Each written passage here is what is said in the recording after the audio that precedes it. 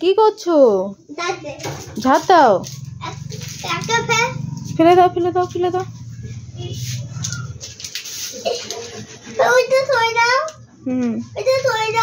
দেবো। আচ্ছা তুলে দেবো। আচ্ছা আচ্ছা আচ্ছা আচ্ছা আচ্ছা আচ্ছা ঠিক আছে ঠিক আছে।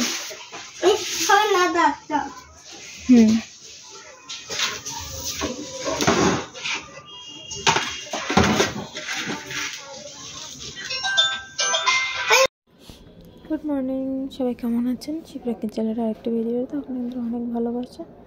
তো এখানে আমি সকালে রান্না বসিয়ে দেবো।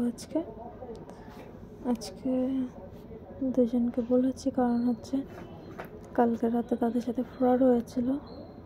তো তারা থানা ব্যাংক এরকম ঘুরছে। তা বললাম, একটা ছোটো বাচ্চা আছে, তা বললাম হাজব্যান্ডের বন্ধু একসাথে কাজ করে, দাদাই হয়। তা আমি বললাম হাজব্যান্ডকে যে ওদেরকে বলে দাও দুপুরবেলা এখানে খেতে। তা ওরা খাবে, তার জন্য আমি এখানে রান্না বসিয়ে দিয়েছি।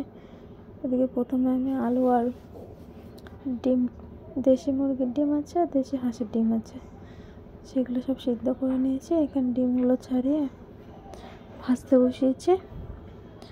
আর ওদিকে বসিয়ে দিয়েছিলাম ভাত, আর ওই কড়াইটাতে বসিয়ে দিয়েছিলাম আজকে শাক। তা প্রথমে আদা রসুন পেঁয়াজ একটুখানি ভাজা ভাজা করে, তারপর আলুটা একটু ভাজা করে নিলাম। তারপর এখানে দেখুন প্রথমে আমার 7-8টা মতো ডিম ভাজা হয়ে গেছে। তারপর আমার 4টে বাকি ছিল, সেই 4টেও ভেজে দিলাম। তা শাকের জন্য ওখানে নুন দিলাম আর একটু হলুদ দিলাম। একটু ঢেকে ঢেকে ভাজবো, তাহলে তাড়াতাড়ি হয়ে যায়। তারপর এখানে ডিমের ঝোলের জন্য গোটা জিরে দিলাম, আর দিয়ে দেবো পেঁয়াজগুলো একটু ভাজা ভাজা করে দিয়ে দেবো লবণ। তারপরে দেবো টমেটোগুলো যাতে মিশে যায়। আর দেখি আমার ফ্রিজে মশলা করে রাখা থাকে সবসময়। তো একটা কাঁচা লঙ্কা দিলাম আর 2টো আদা রসুনের দিয়ে দিলাম। তা এগুলো এবারে গ্যাসের ভলিউম কমিয়ে ঢেকে রেখে ওগুলোকে নরম হতে দেবো। তো ওই সাইডে শাক ভাজার জন্য ওটা কিছুটা চিংড়ি মাছ ছিল, ভাবলাম ওটাও দিয়ে দিই। ফ্রিজে অনেক সবজি আছে, তার জন্য সবজিগুলো খেয়ে খেয়ে শেষ করতে হবে। তো এখানে ছেলে বায়না করছিল পেয়ারা খাবো। পেয়ারাগুলো তো জানেনই খুব টেস্ট হয়। সাদা পেয়ারা, আবার আছে একটা লাল পেয়ারা, নতুন দেখছি এই বছর। তারপরে একটুখানি কালো কালো ছিল বলে ওটা ছেলে খেত না, তাই ওটা আমি উপর থেকে ছাড়িয়ে নিলাম। মধ্যখানে আমি একটু রান্নার দিকটাও দেখছিলাম। চিংড়ি মাছগুলোকে 2 ভাগ করে দিচ্ছিলাম। গোটা গোটা দিলে তাড়াতাড়ি খাওয়া হয়ে যায়, আমি খেয়ে নিই, তার জন্য একটুখানি ভাগ ভাগ করে দিচ্ছিলাম। এইখানে মশলাটা হয়ে গেছে, বরফ ছেড়ে গেছে। তো একটুখানি জল দিলাম, আর লবণ তো আগেই দেওয়া ছিল, তার জন্য হলুদ, জিরে গুঁড়ো আর লঙ্কার গুঁড়ো দিলাম।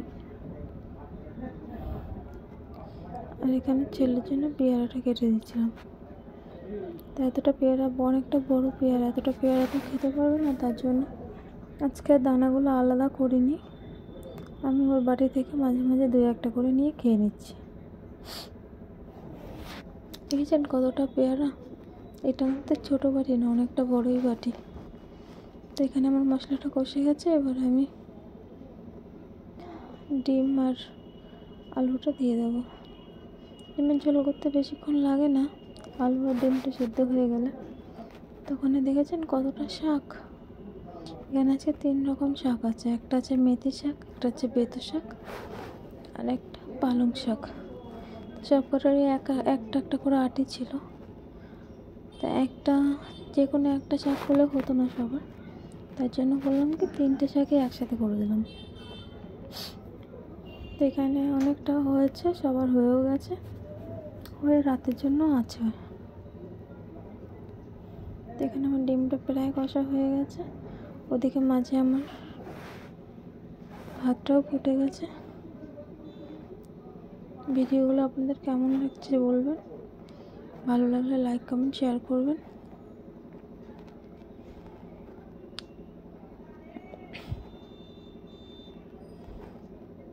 সকালবেলাটা আমি এর থেকে বেশি ব্লগ করতে পারি না। সকালে রান্না হয়ে গেলে পরে আমি ভুলে যাই ব্লগ করতে। তো এখানে পুরো ব্লগটা হয়নি, ওর শাকটা হতে হতে ওরা চলে এসেছিলো, তারপর আমি ভিডিওটা অফ করে দিয়েছিলাম, কারণ ওদেরও তো মনের অবস্থা ঠিক নেই, তার জন্য। তো ওদেরও একটা বাচ্চা আছে, আমার ছেলের থেকে 1 মাসের ছোট। ছেলে হয়েছে অক্টোবরের 6 তারিখে, ওর মেয়ে হয়েছে নভেম্বরের 6 তারিখে।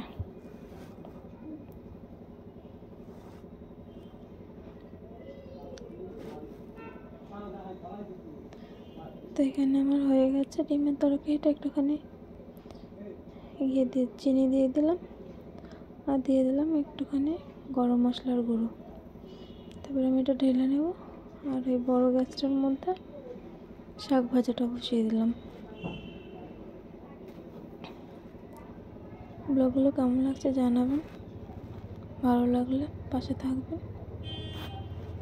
Thank you. আজকের ব্লগটা এই পর্যন্ত। আচ্ছা, তুমি কি পেয়ারা?